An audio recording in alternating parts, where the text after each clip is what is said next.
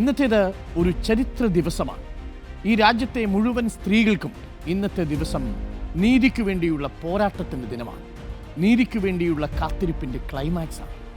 ഒന്നും രണ്ടുമല്ല, 3215 ദിവസത്തെ കാത്തിരിപ്പാണിത്. കേട്ടുകേൾവിയില്ലാത്ത കൊടും ക്രൂരതയ്ക്ക് മുന്നിൽ ഒരു പെൺകുട്ടി ധീരതയോടെ പോരാടിയതിൻ്റെ അടയാളപ്പെടുത്തലാണ് ഈ ദിനം. ഈ പോരാട്ടം എല്ലാ അതിജീവിതകൾക്കും വേണ്ടിയുള്ളതാണ്. ഇരയാക്കപ്പെടലിൽ നിന്നും അതിജീവനത്തിലേക്കുള്ള അവളുടെ യാത്ര ഒരിക്കലും എളുപ്പമായിരുന്നില്ല.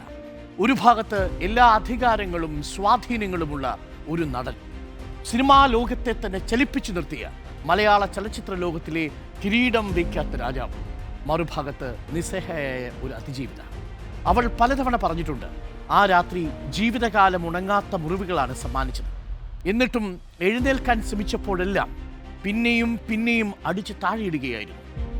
അധികാരവും സമ്പത്തും സ്വാധീനവും ആണധികാരത്തിൻ്റെ അഹങ്കാരവും ഉള്ളവരാണ് അപ്പുറത്ത്. പ്രസ്ഥാനങ്ങളെ മാത്രമല്ല, ആ തൊഴിൽ മേഖലയെ അടക്കം പൂർണ്ണമായി മടക്കി വാണിരുന്നവർ.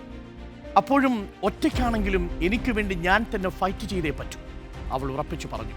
വിചാരണാ വേളയിൽ സാക്ഷികൾ ഒന്നൊന്നായി കൂറുമാറിയപ്പോഴും പ്രോസിക്യൂഷൻ അഭിഭാഷകർ രാജിവെച്ചപ്പോഴും വിചാരണാ കോടതിക്കെതിരെ തന്നെ പരാതിയുമായി മേൽക്കോടതികളെ സമീപിക്കേണ്ടി വന്നപ്പോഴും അവൾ പക്ഷേ തളർന്നില്ല.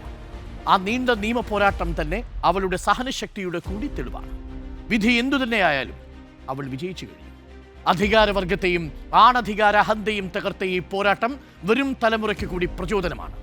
ഏതു പ്രതിസന്ധിയിലും വീണുപോകില്ലെന്ന് തീരുമാനിച്ചുറപ്പിച്ചാൽ അവരെ പിന്നെ ആർക്കും നമ്മെ തോൽപ്പിക്കാനാവില്ല.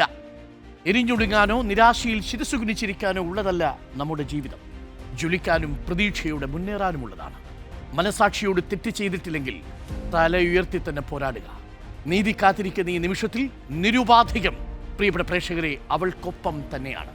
സമാനതകളില്ലാത്ത പോരാട്ടം നടത്തിയ പ്രിയപ്പെട്ടവൾക്ക് ഹൃദയത്തിൽ നിന്ന്, കേരളത്തിലെ അതിജീവിതമാരുടെ ഭാഗത്ത് നിന്ന് നീതി പ്രതീക്ഷിക്കുന്ന മനുഷ്യർക്കൊപ്പം നിന്നുകൊണ്ട്